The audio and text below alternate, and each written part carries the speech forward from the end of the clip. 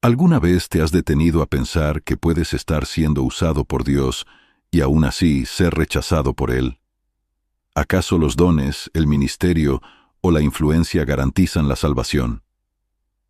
Esta pregunta, que resuena desde un pasado no tan distante, es el punto de partida de uno de los mensajes más urgentes y confrontadores jamás pronunciados en el escenario cristiano. Nos obliga a mirar más allá de las apariencias, al corazón mismo de nuestra fe y servicio. En una era donde la visibilidad, el número de seguidores y el impacto superficial parecen ser las métricas definitorias del éxito, la voz de Leonard Ravenhill surge como un trueno, rompiendo la niebla del autoengaño y la ilusión espiritual. Leonard Ravenhill no fue solo un evangelista y escritor británico, fue un profeta para su generación y para las que vendrían. Su vida y ministerio estuvieron marcados por una pasión innegable por la santidad, una insistencia implacable en la oración y un clamor incesante por un avivamiento genuino. Lejos de ser un predicador pulcro que buscaba complacer a las masas, Ravenhill era un cirujano espiritual. Con la Biblia en una mano y el fervor del Espíritu Santo en la otra, disecaba la superficialidad religiosa, la frialdad de las iglesias y la falta de vida en muchos púlpitos. En su obra más conocida, ¿Por qué se tarda el avivamiento completo?, Ravenhill no dudó en denunciar un cristianismo cómodo y sin compromiso. Veía iglesias llenas de gente, pero vacías del poder de Dios. Veía ministros con gran elocuencia, pero sin la unción que transforma vidas. Su mensaje, que atravesó décadas y continentes como una antorcha encendida, no era una invitación al entretenimiento religioso, sino un llamado vehemente a la renuncia, al arrepentimiento y al retorno al altar. Para Ravenhill, el verdadero cristianismo no era un espectáculo, sino una vida de profunda intimidad y devoción a Cristo. Él predicaba que Dios no buscaba meros intérpretes en el escenario de la religión, sino hombres y mujeres dispuestos a postrarse con humildad, con el corazón quebrantado y el alma sedienta de la presencia divina. Su voz todavía resuena hoy, un recordatorio incómodo y necesario de que existe una vasta diferencia entre ser usado por Dios y ser aprobado por Él. La tragedia de muchos que hoy se levantan para servir a Dios no reside en la ausencia de dones o en la ineficacia de su trabajo, sino en la peligrosa creencia de que ser usados ya es la totalidad de la aprobación divina.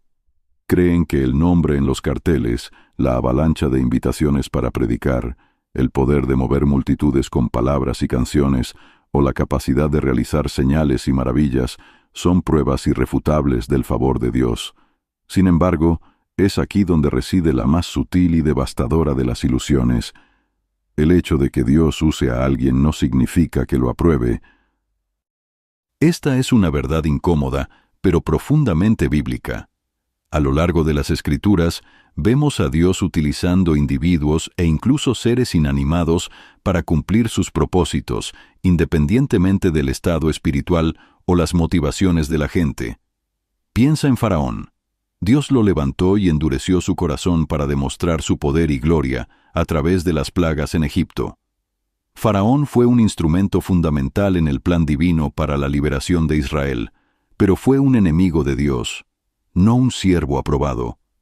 Piensa en Balaam, un profeta que poseía el don de escuchar la voz de Dios y proferir oráculos, pero cuyo corazón estaba carcomido por la codicia.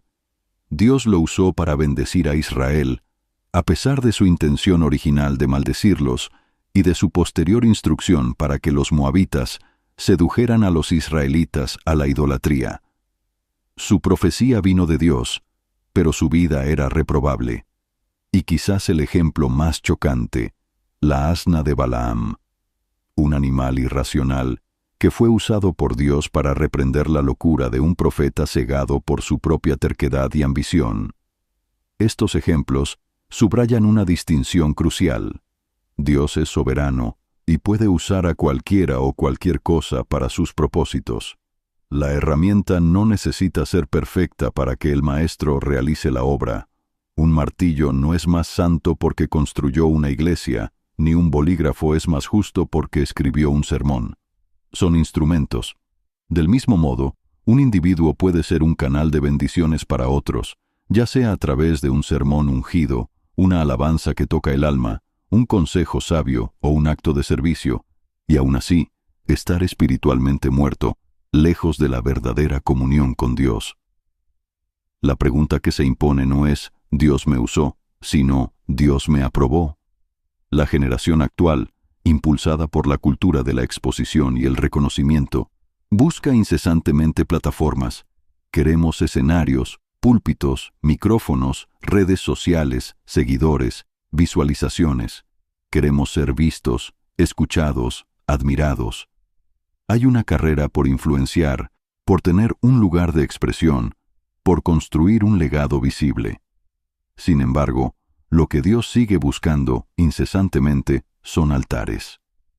No está tan interesado en cuántos me gusta o compartidos recibió tu sermón, sino en cuán profundamente tu corazón ha sido quebrantado en oración y sumisión.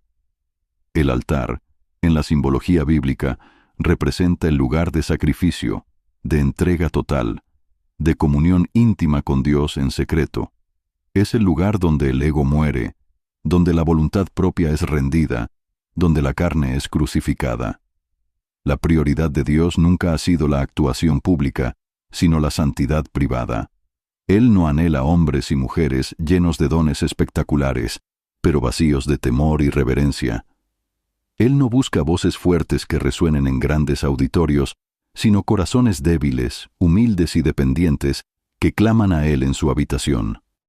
Asistimos al florecimiento de una generación que conoce todas las técnicas de oratoria, que domina el marketing religioso, que entiende las dinámicas de una ministración exitosa, pero que trágicamente no conoce el peso de la gloria de Dios. Pueden predicar con elocuencia, liderar alabanzas que arrebatan multitudes e incluso moverse en dones espirituales, pero les falta el conocimiento experimental y transformador del Dios al que sirven. Son como címbalos que resuenan o campanas que tintinean. Producen mucho sonido, pero les falta la sustancia del amor. 1 Corintios 13:1. Es posible que conozcas la Biblia de principio a fin, que prediques la verdad de forma incuestionable y que tengas un ejército de seguidores que te aplaudan.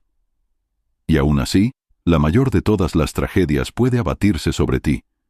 Escuchar en aquel gran día las palabras más aterradoras jamás pronunciadas por la boca de Jesús. «Apartaos de mí, nunca os conocí». Mateo 7:23. El peso de esas palabras es casi insoportable. No serán dirigidas a ateos declarados que rechazaron a Cristo abiertamente, ni serán dichas a satanistas o a enemigos confesos de Dios. No, serán pronunciadas a aquellos que, en vida, llamaron a Jesús Señor, a los que profetizaron en su nombre, expulsaron demonios en su nombre y realizaron muchos milagros en su nombre. Son palabras destinadas a aquellos que, para el mundo exterior y quizás incluso para sí mismos, eran considerados cristianos, siervos de Dios, líderes espirituales. Imagina el terror, cantar himnos de alabanza con pasión y al final ser reprobado. Predicar mensajes poderosos que transformaron vidas y, en el juicio, ser rechazado. Evangelizar y ganar almas para el reino y, paradójicamente, ser echado fuera. ¿Por qué? Porque el criterio divino no es sobre rendimiento, sino sobre relación. No es sobre ministerio, sino sobre integridad. No es sobre una apariencia de piedad, sino sobre una vida en santidad. La cuestión fundamental no es lo que hiciste por Dios, sino quién eras para Dios. No se trata de tu visibilidad, de tu currículum ministerial o de tu capacidad para impresionar a los seres humanos. El Espíritu Santo no se impresiona con escenarios grandiosos, iglesias imponentes u oratoria impecable. Él busca corazones quebrantados, almas contritas que lloran por sus pecados, espíritus que anhelan una comunión genuina con el Creador. La iglesia actual, en su búsqueda incesante de crecimiento e impacto, anhela resultados. Queremos números, estadísticas de crecimiento, testimonios de éxito. Dios, sin embargo, anhela arrepentimiento. no está tan preocupado por la cantidad de personas que asisten a nuestros cultos, sino por la calidad de la transformación que ocurre en los corazones. Queremos ver fuego en el púlpito, sermones vibrantes, llenos de retórica y carisma que emocionan a la congregación.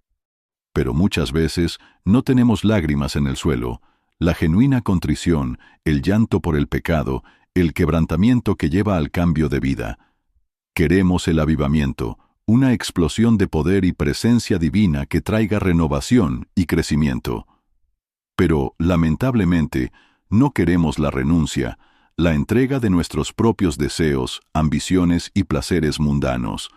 Queremos ser usados por Dios, queremos experimentar su poder y ver su mano actuando a través de nosotros. Pero, la mayoría de las veces, no estamos dispuestos a morir. Sí, morir. Morir al ego que busca reconocimiento, al éxito que nos eleva por encima de los demás, al aplauso que alimenta nuestra vanidad. Morir a los elogios que distorsionan nuestra percepción de la realidad espiritual. Morir a la vanidad del ministerio, a la fama cristiana, a los focos de la religión que transforman el servicio en espectáculo y la adoración en performance. Es una realidad dolorosa, pero puedes estar predicando fervorosamente el domingo y ser reprobado en el cielo el lunes. Puedes estar cantando alabanzas celestiales sobre el trono de Dios y en secreto coqueteando con el mundo y sus placeres pasajeros. La Escritura es clara. El juicio comienza por la casa de Dios. 1 Pedro 4:17. No por los bares, no por las esquinas oscuras del mundo, sino por el propio altar, por aquellos que se dicen pueblo de Dios. La única aprobación que verdaderamente importa es la del cielo. La pregunta martilleante que debemos hacernos es, ¿estás viviendo para agradar a los hombres o para ser aprobado por Dios? El Espíritu de Dios todavía clama, haciendo eco de las palabras del salmista, ¿quién subirá al monte del Señor? ¿Quién permanecerá en su lugar santo? Salmo 24:3. La respuesta, mis amigos, no es aquel que predica bien, o aquel que canta bonito, o aquel que atrae multitudes. La respuesta es cristalina, directa y desafiante. Aquel que tiene manos limpias y corazón puro, aquel que no se miente a sí mismo y no negocia la verdad en el altar. Manos limpias habla de la conducta externa, de la ausencia de prácticas pecaminosas e injustas. Corazón puro se sumerge en la motivación interna, en la ausencia de idolatría, de malicia, de falsedad. No se miente a sí mismo se refiere al autoengaño, a la hipocresía, a la falta de autenticidad ante Dios. No negocia la verdad en el altar, apunta a la integridad inquebrantable, a la negativa a comprometer la palabra de Dios a cambio de popularidad, aceptación o beneficio personal. Dios todavía pesa los corazones. Él no se engaña con el maquillaje espiritual o con la fachada externa. Él todavía examina las intenciones más profundas del alma. Él todavía juzga con perfecta justicia. Y el tiempo está cerca, mucho más cerca de lo que osamos imaginar. Estamos rodeados de aplausos, pero peligrosamente vacíos de arrepentimiento genuino. Estamos llenos de métodos y estrategias para el crecimiento de la Iglesia, pero carentes de lágrimas que expresan el dolor por el pecado y el anhelo por la santidad. Estamos en las plataformas buscando visibilidad, pero ausentes en el cuarto de oración, donde se libra la verdadera batalla espiritual y se establece la comunión profunda con Dios. Puedes estar siendo usado poderosamente ahora, con dones fluyendo y puertas abriéndose, pero la pregunta crucial, la que definirá tu eternidad, es, ¿serás aprobado en aquel día?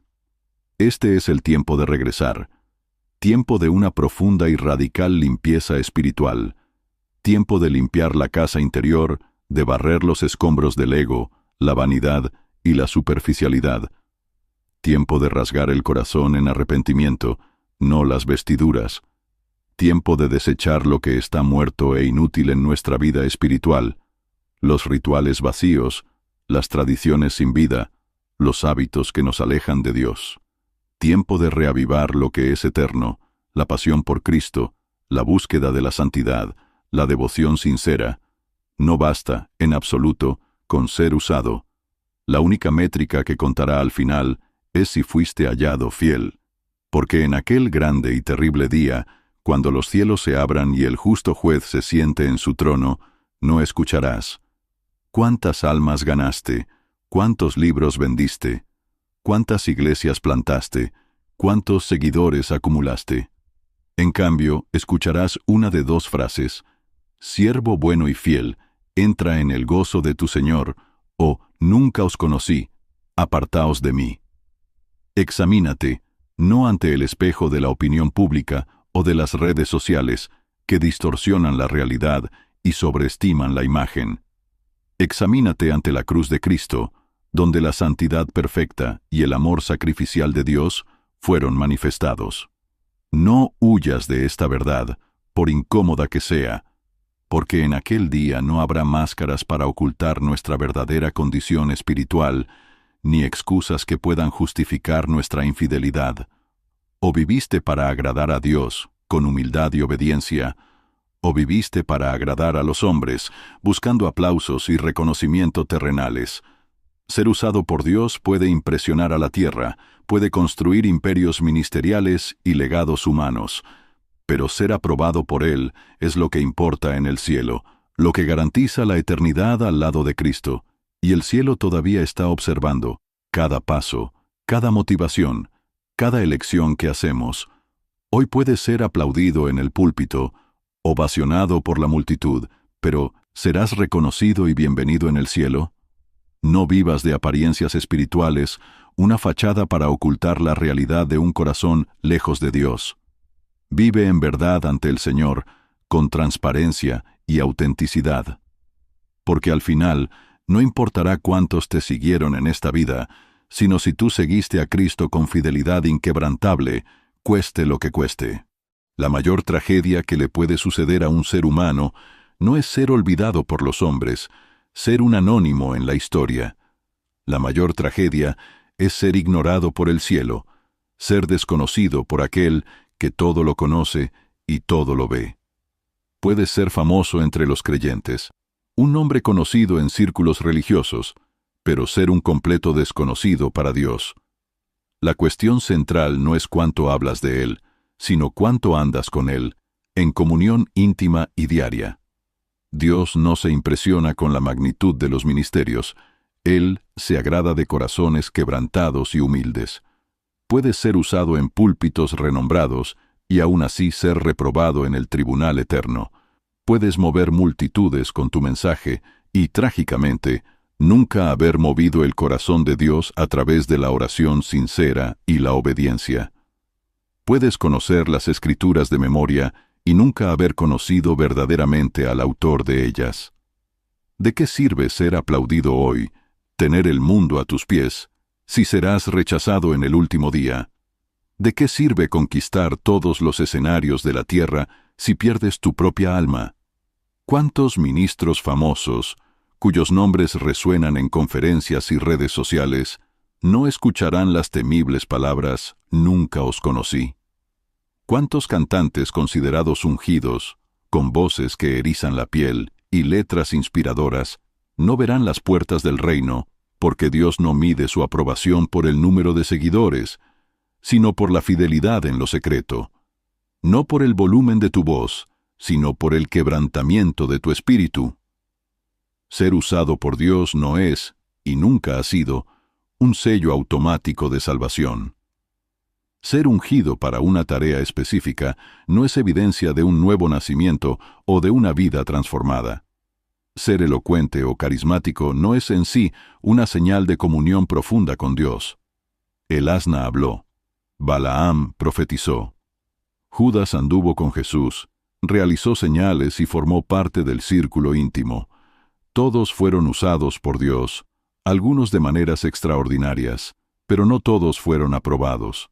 Puedes tener dones espirituales admirables, ser reconocido por tu capacidad y talento, y aún así estar dolorosamente lejos de Dios. Puedes ser un canal de bendición para innumerables personas y al final ser hallado vacío e infiel en el juicio. Hoy, Dios te llama al arrepentimiento, te llama a la intimidad, a la verdad, a la autenticidad. Él ya no quiere solo tu predicación elaborada, tus actuaciones espirituales o tu ministerio exitoso. Él quiere tu vida. Él no quiere solo tu trabajo, tu tiempo o tus talentos. Él quiere tu corazón.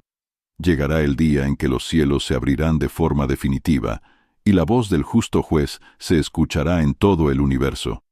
Y en aquel día no habrá zonas grises, ni negociaciones, ni segundas oportunidades. Solo habrá dos destinos: o el gozo eterno del Señor, la recompensa para los siervos fieles, o el alejamiento eterno, la separación de la presencia de Dios.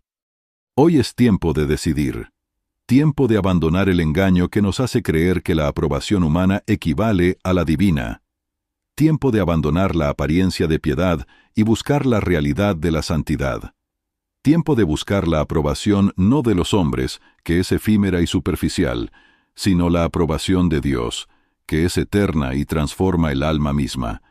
Porque ser usado es temporal, una fase pasajera en el plan divino, pero ser aprobado es eterno, una validación que resonará por toda la eternidad.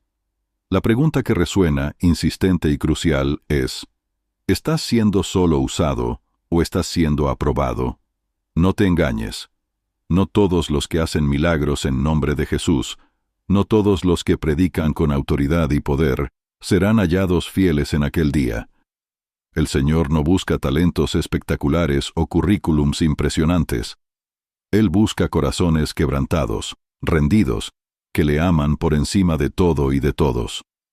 Hoy es el día de examinarte profundamente, de quitarte la máscara que esconde tu verdadera condición y de volver al altar, al lugar de rendición y comunión sincera.